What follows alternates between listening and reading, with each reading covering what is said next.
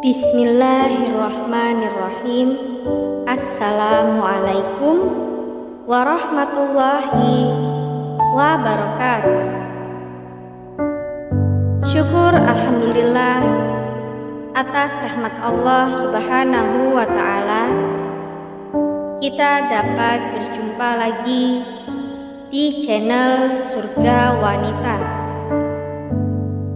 Sholawat dan salam tak lupa selalu tercurahkan kepada junjungan kita Nabi besar Muhammad sallallahu alaihi wasallam.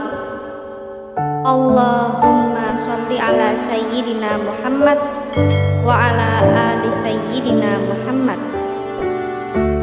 Semoga kita semua selalu diberikan kesehatan, dimudahkan urusannya, dilapangkan rezekinya, serta diampuni dosa-dosanya. Amin ya rabbal alamin. Sahabatku seiman yang dirahmati oleh Allah Subhanahu wa ta'ala, Maria Al-Qibtiyah dan sisi romantis kehidupan Nabi Muhammad sallallahu alaihi wasallam. Kisah cinta Rasulullah sallallahu alaihi wasallam dengan Maria Al-Qibtiyah atau Maria sejatinya telah mengungkap sisi-sisi romantis kehidupan Nabi. Saat pertama kali melihat Maria, Rasulullah terpesona dengan paras dan akhlak wanita dari kalangan Kristen Koptik yang memang cantik dan anggun itu. Keterpesonaan Rasulullah kepada Maria ini membuat istri-istri yang lain merasa cemburu. Maria adalah sosok wanita yang memiliki pemahaman agama yang baik. Dia juga telah disucikan Allah Subhanahu wa ta'ala dari prasangka buruk manusia. Belum pernah aku terpukau dengan keelokan seorang perempuan seperti halnya keterpukauanku kepada Maria. Rasulullah pun terpukau dengan kecantikan paras dan akhlaknya. Demikian pujian Sayyidah Aisyah untuk Maria. Maria Al-Qibtiyah binti Syam'um merupakan budak dari Mesir. Ibunda Maria adalah keturunan bangsa Romawi. Maria mewarisi kecantikan ibunya sehingga memiliki kulit yang putih, berparas cantik, berpengetahuan luas dan berambut ikal.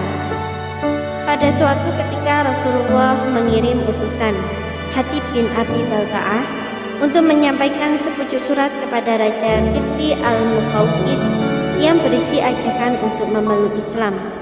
Raja menolak ajakan ini, namun mengirim hadiah kepada Nabi.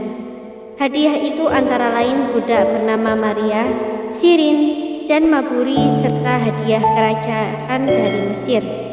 Selain itu, raja tersebut juga memberikan hadiah keledai dan kuda putih. Selanjutnya, Rasulullah mengambil Maria untuk dirinya, sementara Sirin diberikan kepada Hasan bin Sabit. Kecemburuan segera membakar hati para istri Rasulullah ketika berita kedatangan Maria terdengar dalam rumah tangga Nabi, terutama Sayyidah Aisyah. Musababnya, Rasulullah sudah memperistri Maria. Rasulullah pun menyadari apa yang terjadi antara Aisyah dan para istrinya yang cemburu kepada Maria, sehingga Maria dipindahkan ke Al-Aliyah sejauh 3 mil dari Madinah. Di sanalah Maria menetap. Setahun di Madinah, Allah menghendaki perempuan yang sopan dan ramah ini hamil. Suatu malam, Maria menceritakan kepada Rasulullah bahwa ia telah mengandung.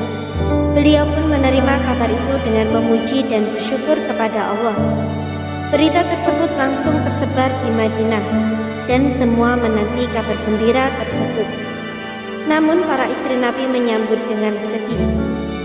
Rasulullah Shallallahu alaihi wasallam sangat bahagia mendengar kehamilan Maria, terlebih setelah putra-putrinya yaitu Abdullah, Qasim, dan Ruqayyah meninggal dunia.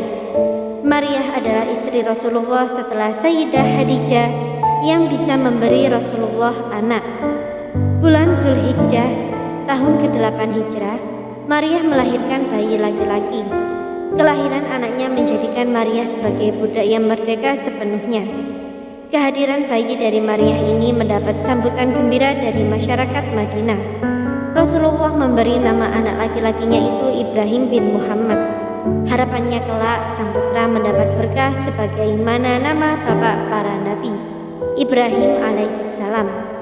Saat bayi Ibrahim disusui oleh seorang istri tukang pandai besi bernama Abu Saif yang tinggal di perbukitan Madinah.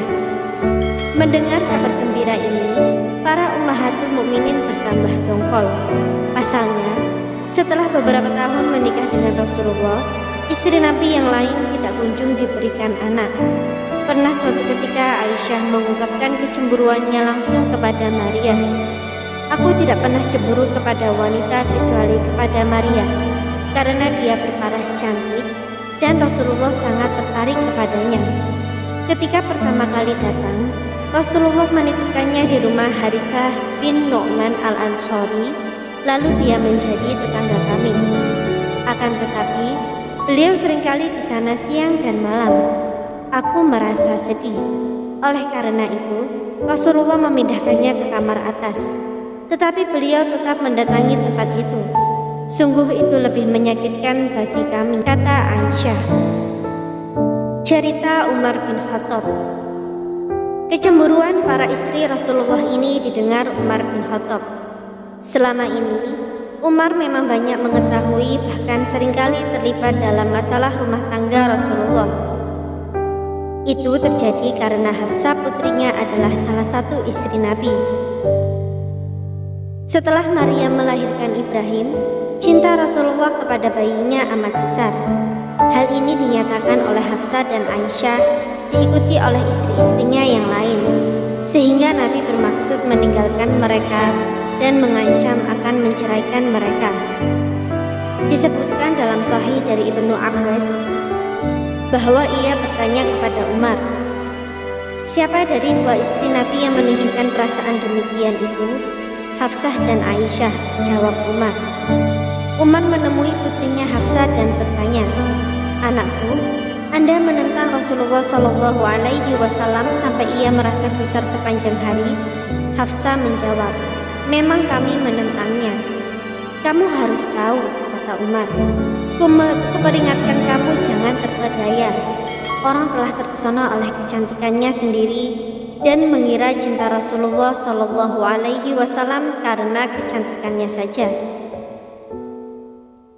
Dalam sebuah sumber disebutkan bahwa Nabi meninggalkan istri-istrinya sebulan penuh.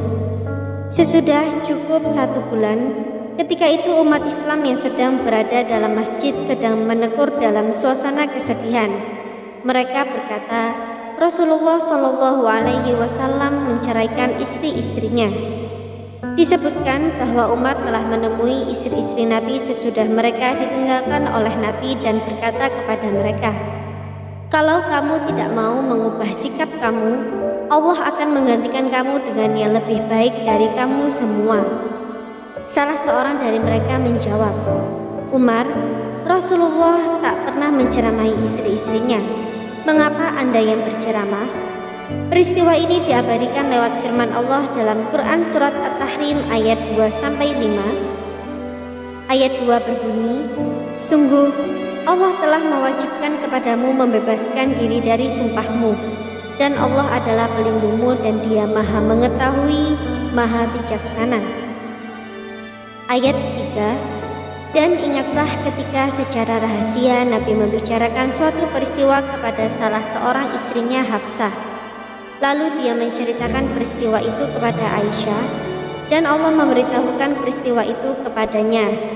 Lalu Nabi memberitahukan kepada Hafsah sebagian dan menyembunyikan sebagian yang lain.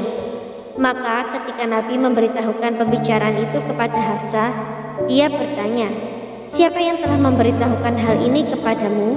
Nabi menjawab, yang memberitahukan kepadaku adalah Allah yang Maha Mengetahui, Maha Teliti.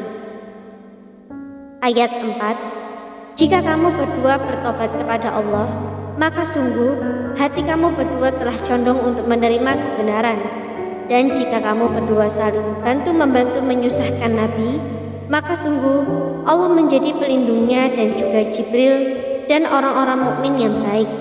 Dan selain itu malaikat-malaikat adalah penolongnya. Ayat kelima, jika dia Nabi menceraikan kamu, boleh jadi Tuhan akan memberi ganti kepadanya dengan istri-istri yang lebih baik dari kamu, perempuan-perempuan yang patuh, yang beriman, yang taat, yang bertobat, yang beribadah, yang berpuasa, yang janda, dan yang perawan. Sesudah ayat-ayat turun, Rasulullah kembali kepada istri-istrinya yang sudah bertaubat. Semua sejarawan mencatat peristiwa ini, yakni bahwa wahyu itu memperkuat pendapat Umar. Semoga apa yang kami sampaikan kali ini bermanfaat bagi kita semua dan menjadi ladang pahala. Jangan lupa untuk menekan tombol like dan subscribe, serta nyalakan lonceng notifikasinya agar Anda tidak ketinggalan video terbaru dari Surga Wanita. Sampai jumpa dan terima kasih banyak. Wassalamualaikum warahmatullahi wabarakatuh.